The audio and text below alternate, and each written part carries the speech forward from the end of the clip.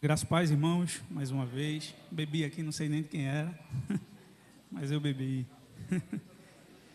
Agradecendo a Deus, irmãos, por mais uma manhã que a gente está aqui. Era do pastor. Era Clora, misericórdia.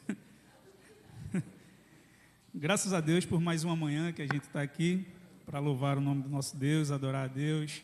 Mais uma manhã de domingo e agradecemos a Ele por essa oportunidade de estar aqui. Eu convido os irmãos a abrir a Bíblia. Ninguém sabe onde eu vou ler. Evangelho de Mateus, capítulo 17 do Evangelho de Mateus. Eu digo isso, irmãos, porque das últimas vezes que tive a oportunidade aqui, eu falei em Mateus. Eu tirei esse ano para refletir no Evangelho de Mateus. E já tem aí alguns meses que eu estou lendo o livro de Mateus, tirando algumas lições dele. Então, convido você a acompanhar comigo, capítulo 17, do versículo 1 ao 8. É a transfiguração de Jesus. Capítulo 17, versículo 1 ao 8. Mateus diz assim: 6 dias depois, tomou Jesus consigo a Pedro e aos irmãos, Tiago e João, e os levou, em particular, a um alto monte. E foi transfigurado diante deles. O seu rosto resplandecia como o sol, e as suas vestes tornaram-se brancas como a luz. E eis que apareceram Moisés e Elias falando com ele. Então disse Pedro a Jesus: Senhor, bom é estarmos aqui. Se queres, farei aqui 3 tendas. Uma será tua, a outra para Moisés e a outra para Elias. Falava ele ainda quando uma nuvem luminosa os envolveu. E eis vindo da nuvem uma voz que dizia: Este é o meu filho amado, em quem me comprazo. A ele ouvi. Ouvindo-a, os discípulos caíram de bruços, tomados de grande medo. Aproximando-se deles, tocou-lhe Jesus, dizendo: Erguei-vos e não temais. Então eles, levantando os olhos, a ninguém viram, senão Jesus. Amém? Vamos orar, pedindo a Deus iluminação. Senhor nosso Deus, te agradecemos mais uma vez, nessa oportunidade, por podermos aqui ler a Tua Palavra. Te peço ajuda, Senhor, e a Tua graça na transmissão da Tua Palavra. Que o Senhor guarde essas lições preciosas ao nosso coração. Amém. Irmãos, alguns eventos, eles são tão marcantes na vida da gente, que nós carregamos ele pelo resto da nossa vida. Eles marcam a nossa vida de uma maneira tão profunda que é difícil a gente esquecer. Quem é que esquece o primeiro filho, quando se espera o primeiro filho e ele chega? Quem se esquece da primeira casa, da casa própria, do sonho de ter a casa própria, ou daquele dia que conseguiu o primeiro emprego tão sonhado? O fato é que existem momentos que marcam a vida da gente de uma forma tão profunda que a gente não consegue se esquecer deles. E esses momentos, às vezes, eles são tão profundos na nossa vida que eles até influenciam no nosso caráter, na nossa tomada de decisões. Esses eventos que acontecem na vida, às vezes, eles nos ajudam até mesmo a melhorar. E alguns desses eventos marcam a vida da gente positivamente, outros negativamente. A partida de um ente querido, a gente nunca esquece. A chegada como eu já falei, de uma criança na família, a gente também não esquece.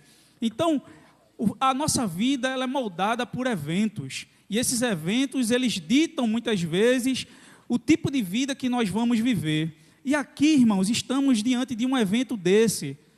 Diante de um evento que ele marca a vida daquelas pessoas que viveram ele. Aqui temos 3 homens, 3 apóstolos de Jesus que precisavam dessa experiência e que tiveram esses eventos, esse evento aqui do capítulo 17 de Mateus, como um evento marcante na vida deles, que eles nunca se esqueceram desse evento que aconteceu, desse momento que eles viveram aqui com Jesus. E certamente esse evento trouxe lições para a vida deles que eu queria compartilhar aqui, e aplicá-las à nossa vida aqui também, a nossa reflexão nessa manhã. Então eu quero falar aqui de algumas lições que a gente aprende com essa transfiguração de Jesus. No versículo 1, diz assim: 6 dias após, Jesus tomou consigo Pedro, Tiago e João, seu irmão, e os conduziu em particular a um alto monte. Aqui, irmãos, é preciso que a gente entenda o contexto do que estava acontecendo aqui. Antes deles irem para esse monte, Jesus estava num lugar chamado Cesareia, e lá, nesse lugar chamado Cesareia, ele fez uma pergunta aos seus apóstolos: quem os apóstolos achavam que ele era? Então Pedro tomou a palavra e disse: o Senhor é o Cristo, Filho do Deus vivo. O Senhor é o Filho de Deus. E Jesus abençoou Pedro, disse que ele foi bem-aventurado por saber daquilo dali. E diz o texto, logo depois da confissão de Pedro, no capítulo 16 e o versículo 21 por diante, que Jesus, desde aquele momento, começou a falar sobre a necessidade de morrer, da sua morte. Só que isso não entrava na cabeça dos discípulos. Como assim? A gente acabou de dizer que o Senhor era o Filho do Deus vivo, e agora o Messias, o Filho de Deus, está falando que vai morrer. Isso é contraditório. Na mentalidade dos discípulos que viviam em Israel e que tinham a esperança de um Messias, um político conquistador que ia libertar o povo do poder de Roma, aquilo era inconcebível. O Filho de Deus, o Messias, não poderia morrer.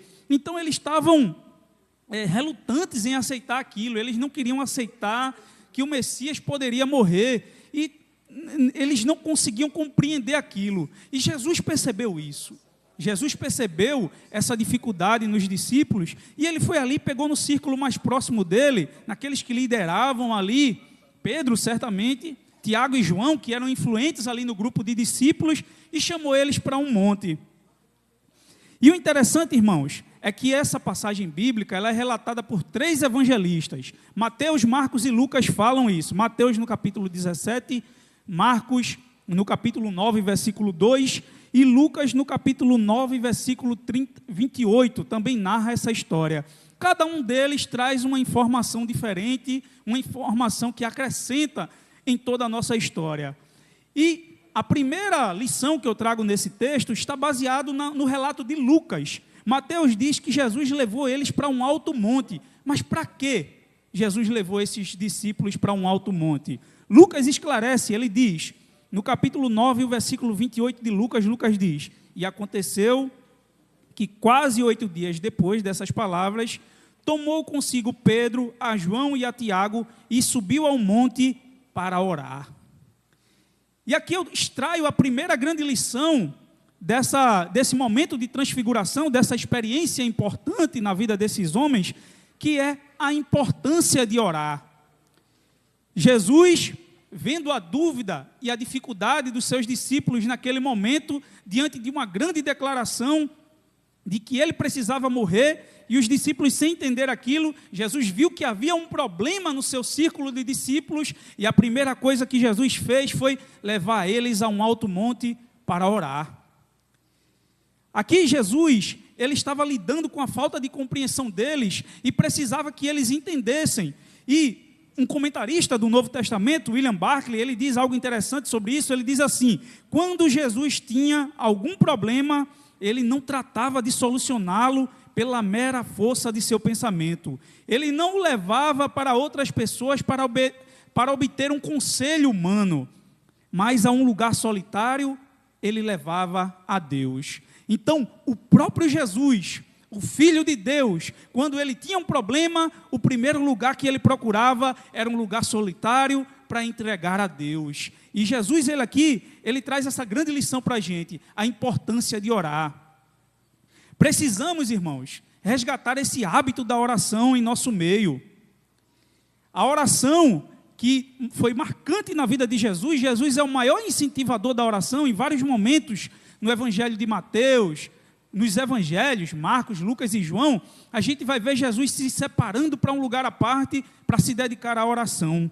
E Jesus é o maior incentivador dessa prática. Lucas, capítulo 11, versículo 9, ele diz assim: por isso digo, peçam e será dado, busquem e encontrarão, batam e a porta será aberta.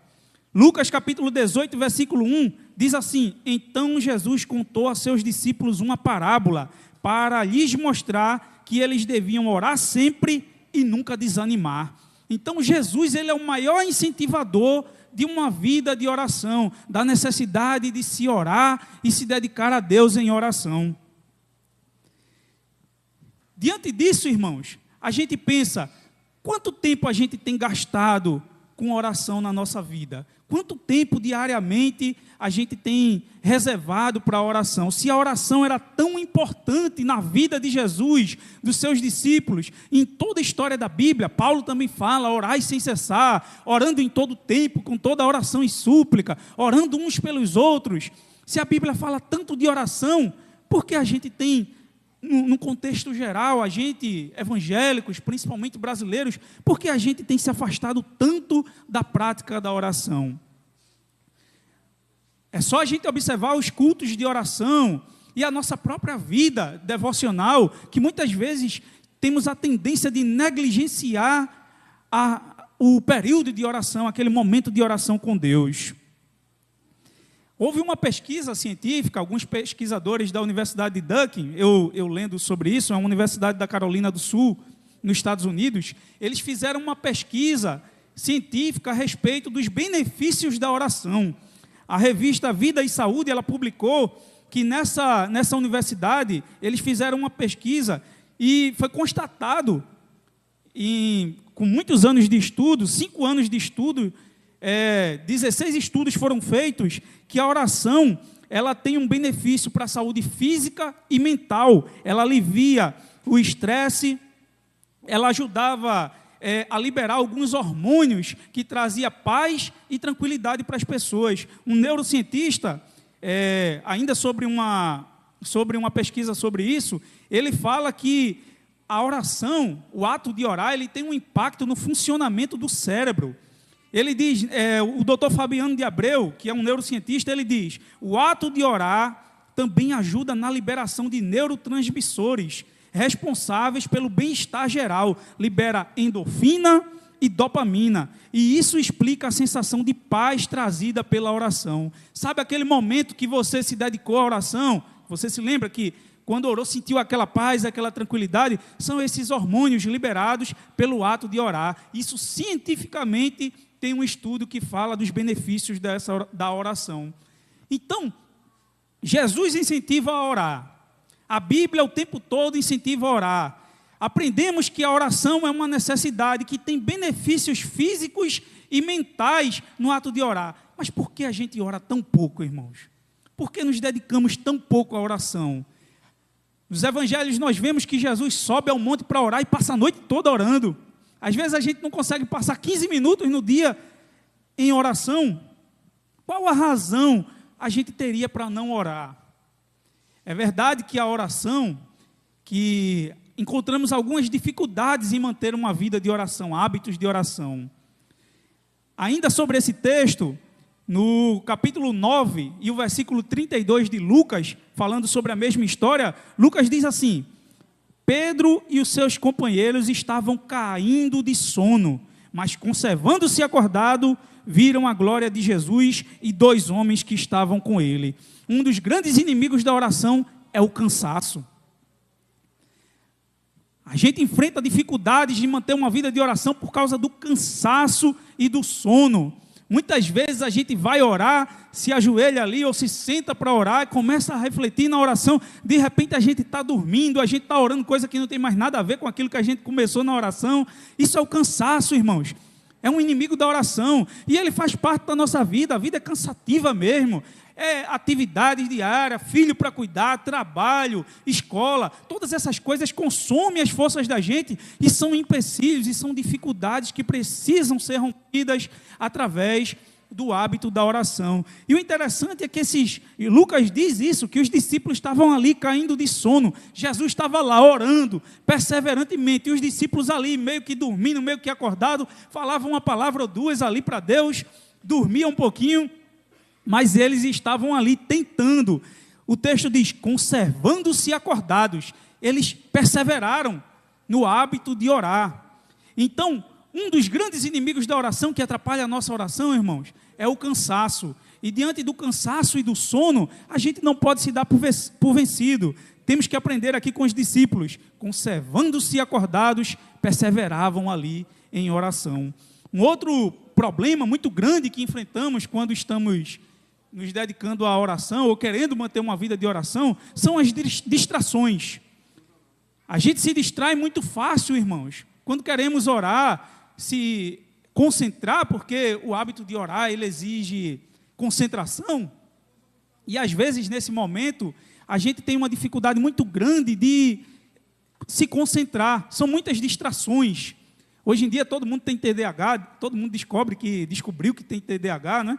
Então, há uma dificuldade muito grande de se concentrar em alguma atividade. E a oração também, um dos grandes inimigos da oração são as distrações. Então, a gente sai eliminando aquilo que é distração. A presença de um celular, por exemplo, no momento de oração, talvez seja interessante desativar a internet ou colocar o celular em modo avião para se dedicar à oração, para evitar essas distrações. São coisas que atrapalham o nosso hábito de orar. Versículo 2, irmãos, 17:2 diz assim: e foi transfigurado diante deles, e o seu rosto resplandecia como o sol. Outra coisa que percebemos aqui, nessa ida de Jesus ao monte com seus discípulos para orar, é que quando a gente ora, a gente tem experiências com Jesus. As experiências espirituais, elas acontecem principalmente nos momentos de oração. Veja que não era uma grande oração que esses discípulos estavam fazendo. Era uma oração meia boca. Ele estava orando e ora dormindo, lutando ali com o cansaço, mas eles estavam ali orando. Eles precisavam ir nesse monte para ver Jesus transfigurado depois que começassem a orar.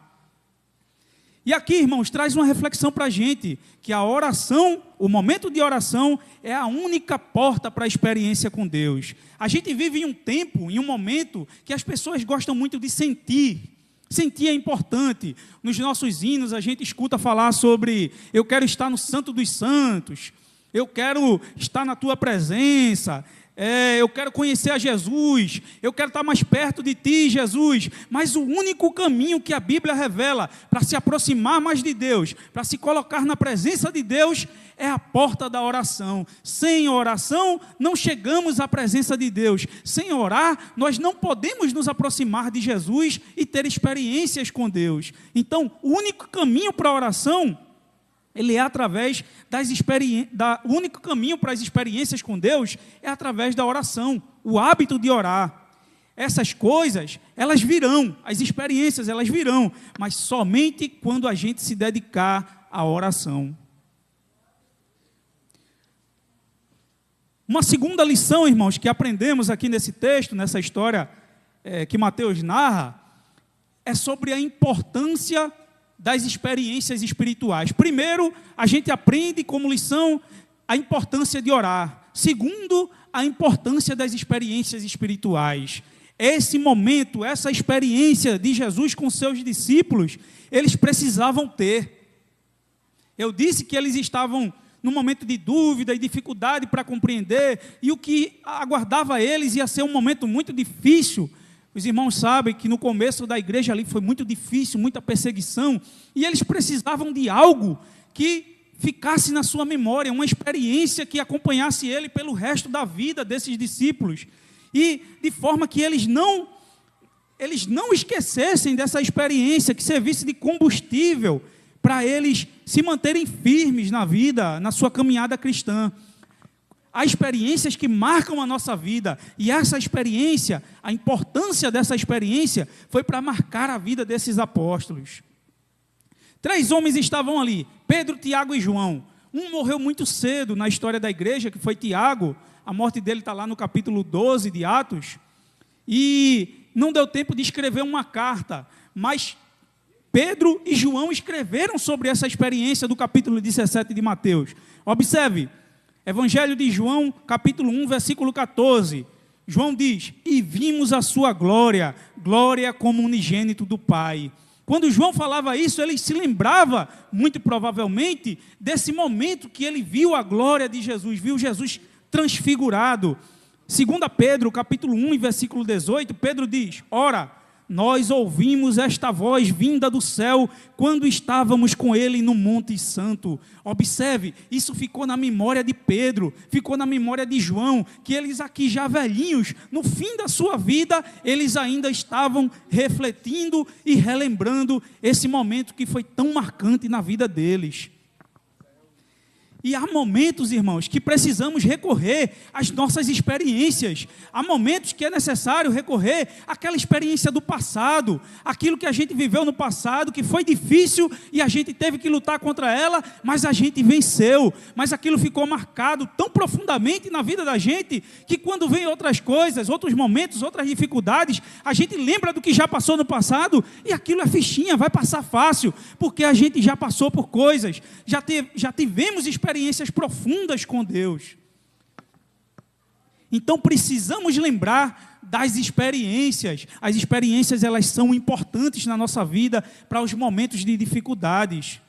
O resgate da experiência de fé, irmãos, de experienciar a fé, é muito importante na nossa vida. Houve um momento, a gente está chegando aqui a semana que vem, no dia 30, se eu não me engano, 30 ou 31, é o dia da Reforma Protestante, que a gente comemora a Reforma Protestante. E a Reforma Protestante foi um movimento muito importante na história da igreja, mas que ele trouxe mudanças filosóficas, mudanças teológicas, mas pouca mudança no campo da transformação de vida.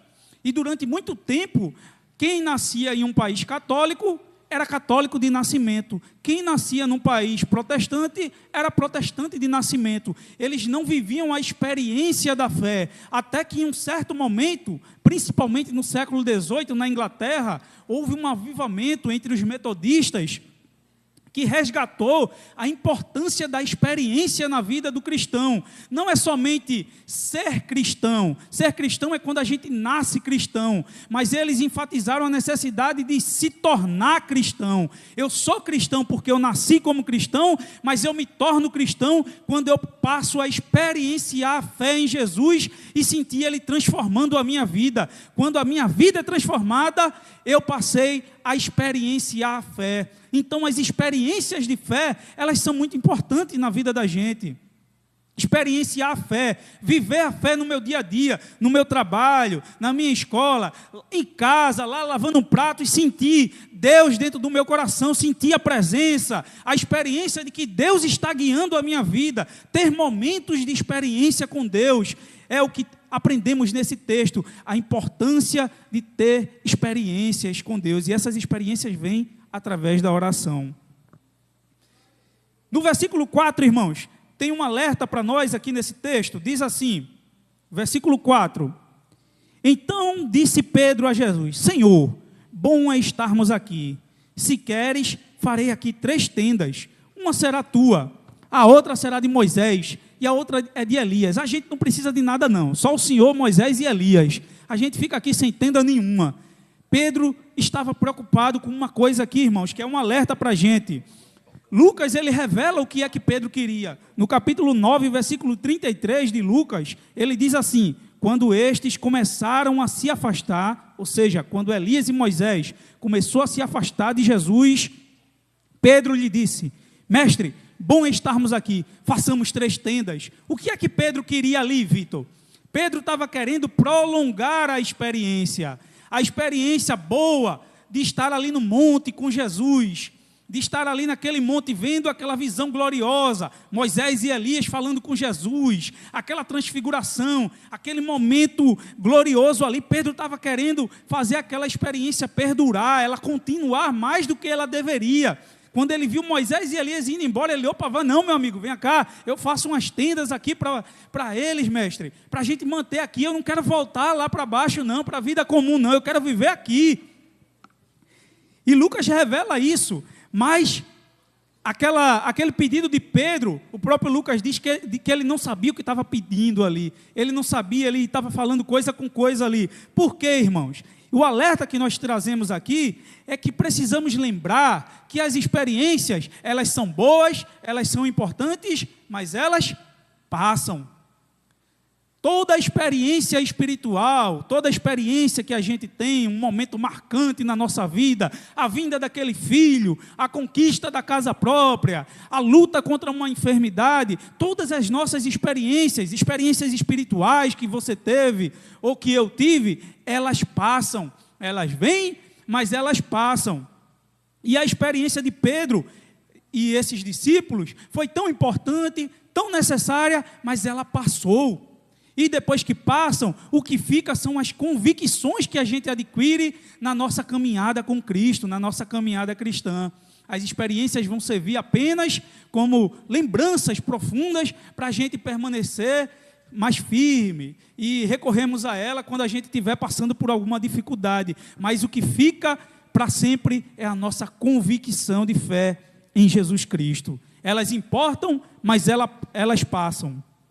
No versículo 5, irmãos, Mateus 17, versículo 5, diz assim: falava ele ainda quando uma nuvem luminosa os envolveu, e eis que vinha uma voz da luz e dizia: este é o meu filho amado, em quem eu me agradam, escutem o que ele diz. A terceira lição que eu aprendo nesse texto é que devemos escutar a Jesus. O simbolismo aqui, irmãos, de Moisés e Elias, é uma referência à lei de Moisés, os 5 primeiros livros da Bíblia, a lei de Moisés, a Torá, e os profetas simbolizados através de Elias, que foi o maior de todos os profetas, o representante de todos os profetas. Quando o texto diz, o que Mateus está querendo que a gente entenda aqui, é que Moisés e Elias simbolizavam todo o Antigo Testamento, simbolizava tudo aquilo que veio no passado, mas a palavra, a voz de Deus na nuvem para os discípulos, era: deixem Moisés e Elias ir, este é o meu filho amado, escutem o que ele diz. Diante disso, irmãos, eu queria trazer a reflexão de que é importante a gente ler o Antigo Testamento, as coisas que foram ditas antes, a partir da lente de Cristo. Como é que a gente olha o Antigo Testamento? Como é que a gente lê o Antigo Testamento? No Antigo Testamento tem poligamia, no Antigo Testamento tem assassinatos, no Antigo Testamento tem aquele salmo muito bonito, Salmo 139, um dos salmos mais bonitos da Bíblia. Senhor, tu me sondas e me conheces. Antes que eu fosse formado, o Senhor já me conhecia. Mas lá no finalzinho do Salmo, nos últimos versículos, Davi diz: eu não odeio aqueles que te odeiam, odeio eles com ódio de coração. Veja só, irmãos, ele jogou o Salmo todinho fora, quando ele fala isso, diante da lente de Cristo, que é como a gente deve ler o Antigo Testamento. A visão dos salmistas, das pessoas que viviam no Antigo Testamento, era uma limitada. Eles não tinham a lente de Jesus para enxergar a realidade. Nós não. Por isso que Jesus diz que a lei e os profetas duraram até João, mas o menor no reino de Deus é maior do que João. Nós somos menores no reino de Deus, mas somos maior do que qualquer profeta da antiga aliança, porque a gente tem a revelação plena de Jesus Cristo. A gente consegue enxergar e analisar a realidade a partir da lente de Jesus, daquilo que Jesus faria e daquilo que Jesus ensinou. Então, no Antigo Testamento existem orações imprecatórias. Um certo dia, há uns meses atrás, um determinado pastor influencer na rede social, ele fez uma declaração polêmica, disse que orava para que Deus quebrasse a mandíbula de Lula, do presidente. Ele estava se referindo a orações imprecatórias que tem no Salmo. Tem um dos Salmos que diz isso: Senhor, oro para que o Senhor quebre as mandíbulas dos meus inimigos. Tem outro Salmo que diz: Senhor, que o Senhor pegue as crianças, os bebezinhos nascidos dos nossos inimigos e jogue eles contra as pedras para eles morrerem. Então veja como era a mente das pessoas naquela época. A gente vai interpretar a Bíblia a partir dessa visão, irmãos? Não.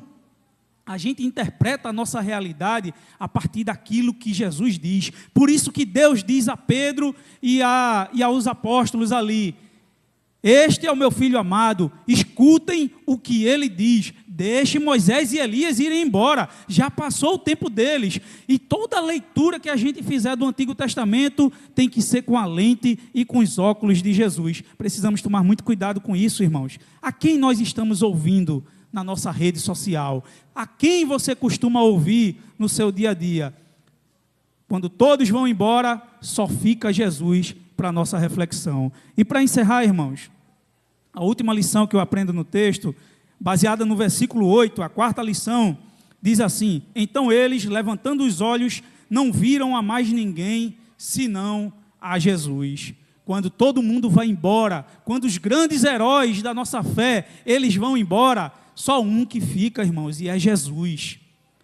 Pedro e os discípulos ali nessa experiência, eles viram Elias, o grande herói de Israel. Elias era um herói nacional, irmãos. A nação toda quase estava se desviando para Baal, e Elias foi ali e trouxe a nação de volta para Deus, fazendo oração e caindo fogo do céu. Era um herói nacional. Moisés era o grande homem de Israel, é o homem que trouxe a lei, que passou o Mar Vermelho, que livrou o povo da escravidão e levou até a terra prometida. Eram os grandes heróis de Pedro, dos discípulos e de qualquer judeu. Mas todos os heróis humanos, eles passam. E quando eles vão embora, só fica um, que é Jesus. Então, para quem nós estamos olhando? Quem são aquelas pessoas que nós colocamos como heróis? São importantes, é importante a gente se inspirar em alguém. É importante ter uma inspiração para a vida, mas devemos lembrar que essas pessoas passam, e quando elas passam, o único que fica e que prometeu ficar conosco até o fim dos tempos é Jesus. Só Ele que fica. Amém? Então, irmãos, trago essa reflexão para a gente. Gostaria de convidar você a refletir nisso. Como estamos orando? Quanto estamos dedicando da nossa vida à oração? Estamos experimentando Jesus diariamente na nossa vida? Quem é que nós estamos ouvindo? A quem a gente está ouvindo nas redes sociais, na vida? As pessoas que você tem escutado. Quem são essas pessoas? E para quem você está olhando? Amém? Deus abençoe.